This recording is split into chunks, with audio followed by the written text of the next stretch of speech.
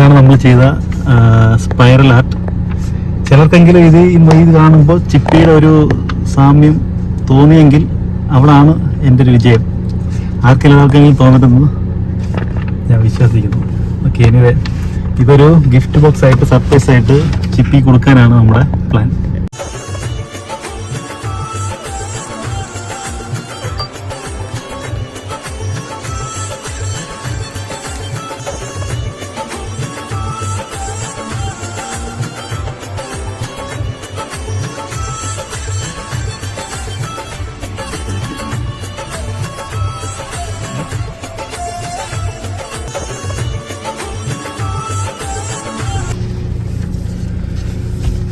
ഇതാണ് നമ്മുടെ ഗിഫ്റ്റ്.